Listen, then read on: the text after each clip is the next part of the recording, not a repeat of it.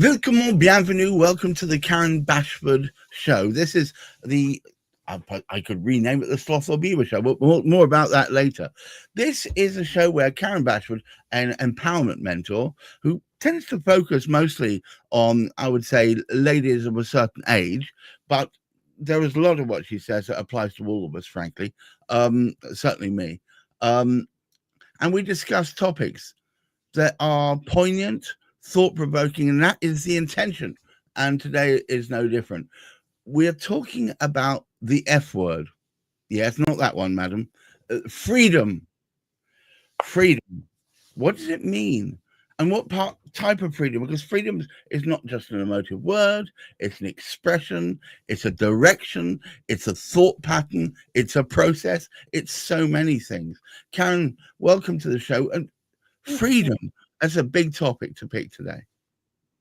I deliberately chose it when I was deciding topics for the month, because to me, freedom is just so much. And it's something that as a woman, I did not have very much of. And I came across a song by Paris Palero that basically is called Labour. And it's a rally call for women. Right. And it sums up what freedom or what women are seeking in freedom. Right. So, and we talked, as I said at the beginning, and I'll start, there are different types of freedom. What kind of freedom is this referring to in this song? It refers to the fact that women have basically been shackled to what the patriarchal expect.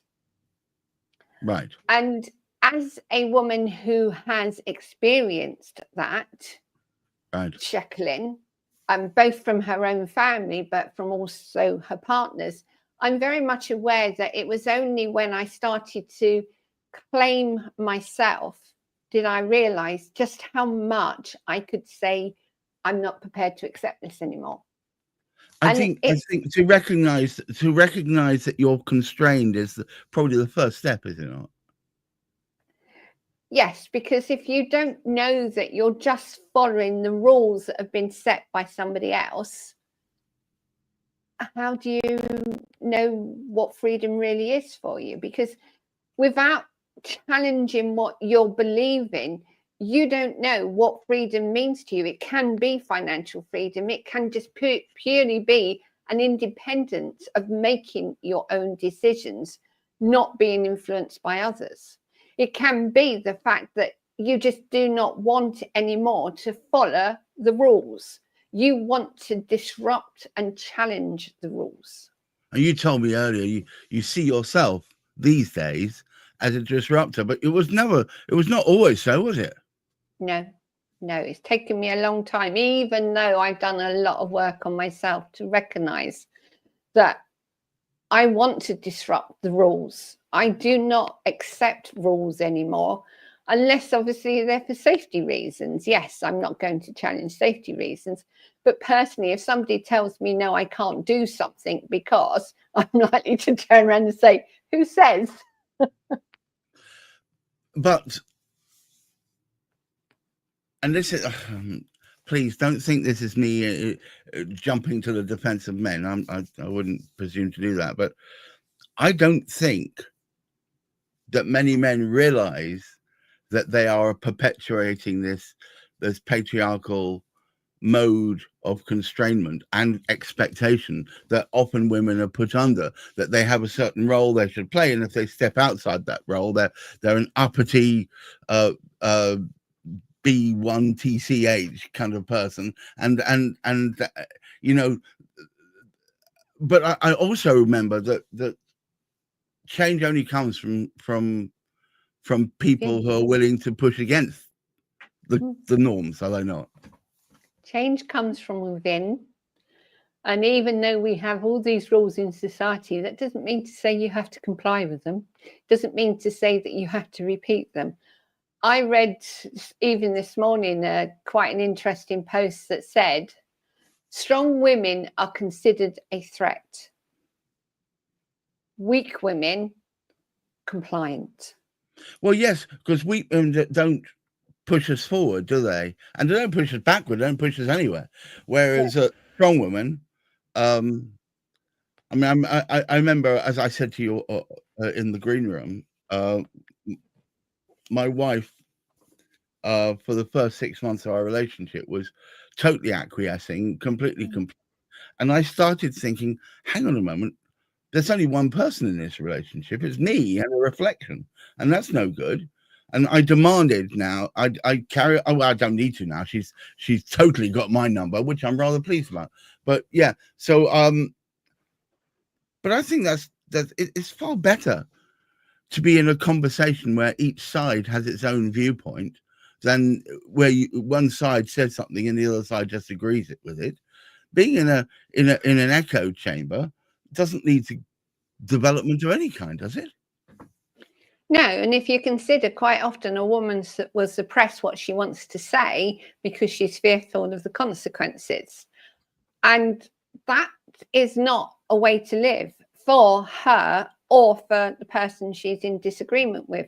There is respectful disagreement where you can have a conversation. Yes, there might be yelling and shouting, but it doesn't need to become disrespectful and abusive. No, but exactly. Society has got to start recognizing that we live by old rules that have been programmed into us. And it's only when we start to question what we really want and what freedom really means to us as individuals, do we then start to get the chance to express what we want and what we need, especially for women. And I recognize that there are loads of men who do amazing jobs at supporting women. Don't get me wrong, I recognize that and I'm so appreciative of it. But having been in 2 relationships where there was total and absolute control, I also recognize that happens a lot. And even now, when I speak to people, when I speak to clients, I can see even some women control. So we've got to start having these open conversations of what freedom really means for a woman. And that's why I love the song, because it is such a battle cry for women to start acknowledging that they have a true voice. And it's going to make you, you're probably going to laugh at this. When one side is controlling the narrative, right, there's far less admin. you basically, you only have to consult one person, don't you, really? The other one will just follow dutifully behind. And I can understand how seductive that is, because it makes things, well, I can always predict what I'm going to do on a Thursday night or a Monday morning, because I define the narrative. Whereas if both sides are in discussion, it means necessarily there's going to be a more toing and froing before you get to an answer. No one is totally in sync all of the time. So, you and that's good, I guess. It's absolutely brilliant, because at the end of the day, if a woman is prepared to actually state, well, my needs are, and this is what I would like, can you go along with that? It opens up the relationship so much more. Because instead of, so I think sometimes men are fed up with having to make the decisions. Yes. So with a woman expressing, I want this, or can we do this, instead of just following or leaving the decision to the man, it opens up for such better relationships. There are fundamental parts to a relationship. I don't think I'm the only one that says this by a long shot, but maybe I'm one of the few people that expresses it, but I'm sure lots of men feel this way. Why is it always going to be me that has to define where we go, what we do, how we do this, which option we take? Why? What? Push back. Tell me what you want. It just gets tedious, repetitive, monotonous, because it's always, well, I will do whatever you want. No, I want to know what you want to do. I know what I want. Now I want to hear what you want. I'm no saint, for God's sake, no. And by the way, just for the listeners, Karen and I don't always agree on everything by a long shot. No, not at all. But we have respectful discussions, which can sometimes end up with my viewpoint being the prevalent one, and more often than not, they're Karen's viewpoints are the prevalent one. And the same goes with my relationships, and the same goes with her relationships. But I have to say, Karen, it took you a while to get here, right? Only 60 odd years. But the point is, you've got the benefit of standing on the top of the mountain and looking down and seeing the path you've taken, right? Yes.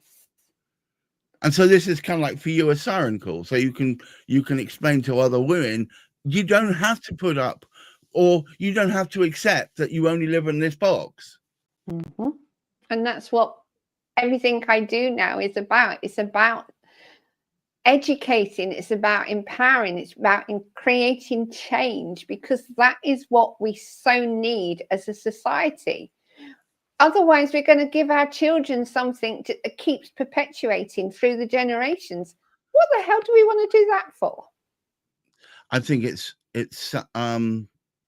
I'm not casting aspersions on our American cousins, but I think I see a lot of it in America, whereby we'll keep doing the same thing because we've always done it. And that's the reason for it. The reason is because we've always done it, not because it's better or worse or it's good or helpful, but because we've always done it. And I think, but by the same token, by the way, and this is me being slightly argumentative, I don't think we should always break down all the rules just because they're there.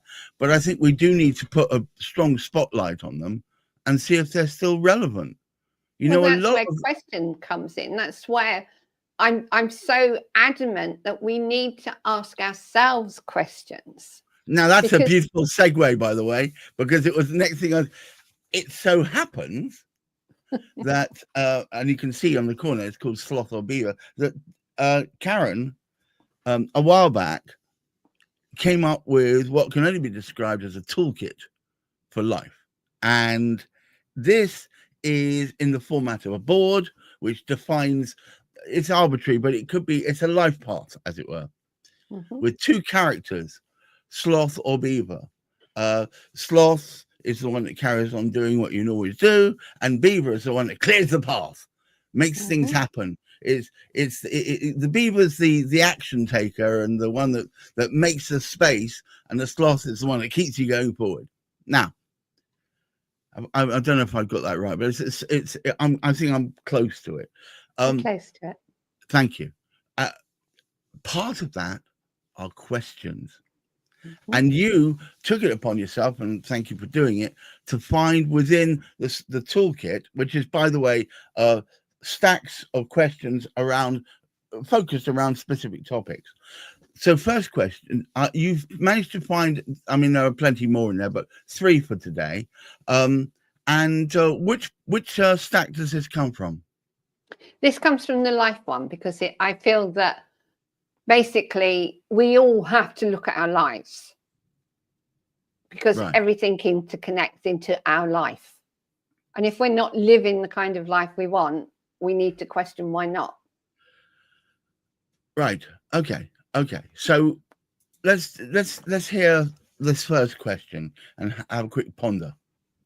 Okay. So this is Sloth or Beaver, and it's a life card set. And it's doubts and insecurities challenge our identity, stemming from significant, perhaps repeated events. These doubts and insecurities can appear years after the initial event, but manifest in seemingly unconnected ways. Think about any securities or doubts you experience and ask yourself, where have they come from? What events made you feel uncertain, lost, overwhelmed, or anxious? Identifying the root of these thoughts can help you change how you manifest them. Okay. So what's the actual question then? The actual question is thinking of where your thoughts come from. Because we follow our own thoughts based on our life experiences. And also what our parents have told us to think, and also what our peer group has inveigled us to think, and also what our ruling body, whether that be a government or a council or whatever, has told us to think. Yeah. So you're following all their ideas, all their suggestions, all their teachings. But actually, where are you in amongst that lot? Because you've just accepted it and decided, well, yeah, I'll go along with it. You haven't actually challenged it. Or if you've challenged it, you haven't really questioned, what do I want to be in amongst all these thoughts that I've been given by somebody else? You've got me going through all the things that I do and saying, thinking which ones are actually me. Yeah, precisely. And that is what it's all about. We can only change the world we live in when we question what we are doing ourselves. And in doing ourselves, we're actually confirming to others, this is how I want to live. Whereas if you question and then start to realize that actually my thoughts aren't really these, I want something different. Like, I will no longer tolerate anyone being disrespectful of me. But that was the life I was leading. I was being disrespected all the time because I didn't. And you accepted it. And you accepted it. Yes. Yes. But I won't accept that anymore. I am so done with being disrespected. I mean, a friend of mine, I haven't spoken to in a while, and I phoned him up. And halfway through the call, I heard, and I don't know who it was, I think it was his daughter, shouting at him, "You this, that, how dare you do X, Y, and Z? This is mine, blah, blah, blah." And I said, that is this? Oh, it's just normal, he said. And I said, it's not. No, you can't. It's because the moment you accept this kind of disrespect, and make it normal, it becomes normal. It becomes normal. You devalue your own life by doing it. Yeah, and that's the trouble. We do not know how to say no because we do not have our boundaries anymore. We have let our boundaries drop. It's a bit sad, really. But that's how society's allowed it to happen. We're losing control of our own thoughts because of the way society is constantly bombarded with a way of thinking that's no longer valid for any of us. We need to think for ourselves. We need that critical thinking.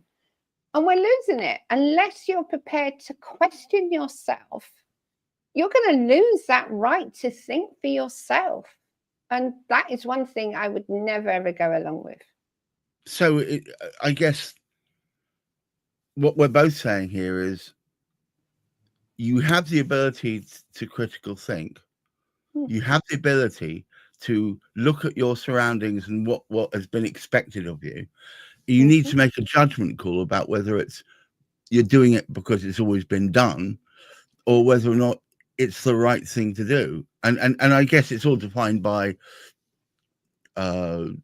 appropriateness and also timing and also, you know, the company you find yourself with. It's all about the critical thinking, isn't it, really? Yeah. You had a couple more suggestions. Can we hear one or two of those, please? Okay. Aspirational dreams motivate us and bring satisfaction as we check off each step along the way, ultimately connecting us to a deeper sense of fulfillment. They are a great source of inspiration for knowing what you desire, and they can seem out of reach, so remain patient. Dreams are not disappointment. Dreams do not disappoint, impatience does. How do you balance your wildest dreams with achievable reality? How do you learn to balance your hopes? I call this the X Factor question. You know what? I'll tell you what I mean. I don't. You probably latch into that very quickly, but in my mind, you've got this generation who've been told they can do anything they want, and then you've got the harsh realities. You know, you can be a singer, a dancer, whatever, but I've got 2 left feet and I can't hold a tune. So, you know, you have to define why you're doing something. Is it you're doing it for your own enjoyment, in which case, sod you all, I'll sing, I'll dance, I'll do whatever I want, or is it for a purpose? Does that expect a certain level of achievement? Because the X Factor generation are all being told they can do anything, whatever. Well, they can, but they also have to realize that they have their own limitations, and the only way they get around those limitations is to find a way around them. So if they have 2 left feet, go and practice 2, a right and a left foot. It's simple as that. I don't think that people yet appreciate that you almost nobody. I mean, there are some people who are obscenely talented, but no, I mean, I'm a musician, and it took me many years to hone my craft to the point where people pay me money to perform. But it wasn't a 5-year, a 10-year thing. You know, it was a lot of practice, a lot of repeated steps. And I think people, I think we've got this kind of situation where people assume that you'll all instantly be ready to go. You know, either you are or you're not, and it's not the case. I never forget an interview with a certain singer who, a chart-topping singer, I'm not going to name check him, but a certain red-headed chart-topping singer. And he was on a show, and they was going, it was so great. He said, I wasn't always this way. And he pulled his phone out, and he played back an early version of something when he was like 20 or something. And it was awful. Yeah. And they were going, oh my goodness. And he said, no, all I did was I practiced and worked out what it was I wasn't good at, and improved and worked on it incrementally till I was. I think you just have to, accept that you may not be instantly brilliant at everything, but you then, if you want to be good at it, practice and improve. And if that's what you want to do, but don't accept the limitations of someone saying you're rubbish at it, you shouldn't be doing it.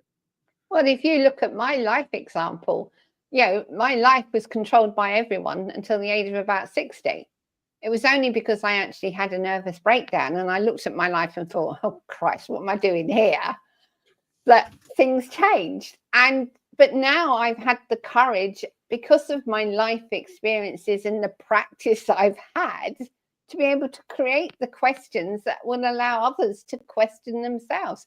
I wouldn't have done that if I hadn't had the life experiences, if I hadn't gone through my nervous breakdown and forced myself to slow to a point of basically, well, let's see where this takes me without any kind of control over it. I wouldn't have been in that place of being able to create Sloth or Beaver. Can I ask you a question? It's it might be thought-provoking, I'm hoping. This is about wisdom, isn't it? Yes, it's about trusting your inner wisdom. Right. Because we all have an inner wisdom. You probably wouldn't have, even if you'd had a self-realization at age 30, wisdom is something, it's knowledge over time, isn't it? Yeah. We have access to an infinite amount of knowledge because we have that ability. We can connect to our higher selves, the universe, whatever you want to call it. But life experiences teach you. And it's through practice that you get better. And I practiced a lot of how not to be. So, Sloth or Beaver is the accumulation of knowledge and wisdom, because wisdom to me is knowledge plus application. Yeah. I mean, I remember there's an old expression, it's like knowledge is that avocados are fruit, right? Yeah. And wisdom is not putting them in a fruit salad. That does help. But do you see what I mean? It's like, it's only through the application of that knowledge and being able to look back on it and saying, hang on a moment, that's why that happened. I can see now. It's only by standing at the top of the mountain looking down that you've seen the path you've traveled, and you can see, oh, well, I shouldn't have climbed up that ledge. I was bound to fall off. Yeah. Yeah? Yeah. And so Sloth or Beaver is the natural culmination of all that gathering. And the fact, I'm not wishing upon this upon you, but the fact that you went through that traumatic experience of the breakdown, right? enabled you to stop the pattern. Yeah. And I'm so grateful I went through that breakdown. Otherwise, I could still be living the life I was leading. Right. The life of other people's expectation. Yeah. And everything I'd been taught and experienced through other people's behaviors that created the person I was rather than the person I am. Right. Now, look, can you give me that last question you were saying? And then we're going to talk a little bit about how you can get hold of the Sloth of Beaver Toolkit. And while Karen's getting that question together, I'm going to change the icon in the corner to a QR code. So if you want, and you're watching this on your computer, you can scan it and go straight to the site and find out more about it. The basic Sloth of Beaver Toolkit is excellently priced at £70. It's got 75. Sorry, I apologize. £75. It comes with one pack. There are 6 packs available. They're all beautiful colored organza bags, so you can see what's inside them, and they cover from everything from health to wealth, to happiness, to all different topics, all aligned with the chakras, so they're ready to go. But the first one comes one. You get to choose one pack to go with it, and I thoroughly recommend it. I've now used it I think about 8 or 9 times now, and we have a couple of friends that come around. We sit down and we answer a couple of questions, and it actually, once you get over yourselves. We have a thing we say when we're going to play Sloth of Beaver, we place ego at the door. Mm-hmm. Ego sits outside on the stool and waits for us, and then we can go and do this thing. So you don't get affronted because you've been asked a question about yourself. The whole idea is that you're in a safe space where you can talk about these things. So if you feel you are in a group of people or by yourself and you want to explore a little bit more about why you are who you are, and maybe open up the doorway to being something more, then I recommend Sloth of Beaver. Anyway, go on, hit me, Karen. Right. You create your reality and must adapt what you know to change your circumstances. Right. If all you've experienced is feeling unloved, unworthy, and undeserving, that's all you will receive. Well, yeah, that's your world, isn't it? Yeah. Mm-hmm. Awareness is the key to change. Listening to what you say and how you feel will change your perception and reality. What do you say about yourself? Do your perceptions of others reflect on yourself? Are there unaddressed insecurities lingering, leaving you unfulfilled? All right.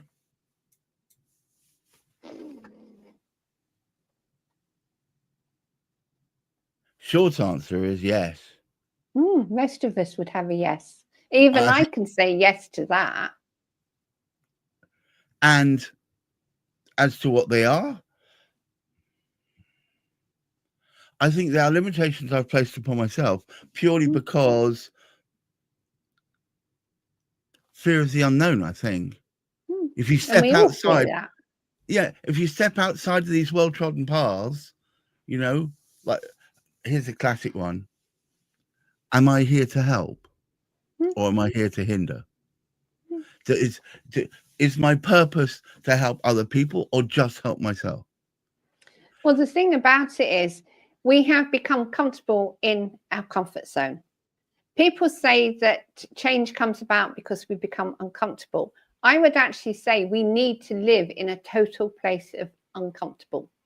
I am now in a place of, I never know what my day is going to bring. I don't plan it, I allow it. But I also trust that I will never do something that's going to harm me through my own actions. Right. And that comes back to the freedom that I've created for myself, because I no longer accept that I have to listen to what the old rules are. And that's wonderful. I am so at peace with myself. Even though you're in turmoil because you don't know where your day's going. Yeah, but it's not turmoil because I don't believe it's turmoil. I believe everything I do has a purpose and is leading me towards where I need to be. And that's what I teach. So I bet your life is never boring now. Absolutely never boring, never repetitive, in the sense of, yes, I do things continually the same every day, like I'm working on the book for the toolkit. I know that that's going to happen, but I never know what, even working through the questions and double checking them and everything else, I never know what my day is going to turn out like, because there could be a question in it that throws me totally off, and I'm sitting there thinking, okay, so why have I reacted to this question? What is it do I need to know from this question that will make a difference? I sat with my proofreader going through what she'd worked on, and she said something that was like, oh my God, I hadn't thought of that, because I've been thinking I want an A5 journal.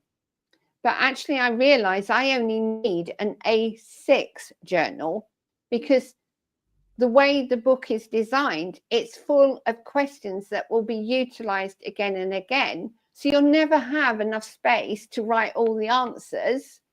So you need a separate book, a journal to write in, but you can have all the questions in an A6 book. And consequently, they're accessible all the time. You're not carrying around a whacking great A5 book, but also you're not having to pay for space that's not needed to write in, because it's not relevant. All right. One last thing before we finish for today. I need to talk briefly about the other side of what you do, your practice. So Karen Bashwood is an empowerment coach, particularly focused on helping you, I would say heal. I don't like the word heal in this context. Yeah, support yourself from within, effectively realizing that the answers, as Karen has drummed into me, the answers are to be found within yourself. It's not like you're looking for existential reactions or support from the outside. It literally, and so you're just like a catalyst to get them to think about what it is within them that's stopping them being the person they want to be, moving forward past trauma, upsets, and disappointment, and finding the beauty that's just waiting there to be discovered. Is that fair? Definitely. Sums it up very nicely. Thank you.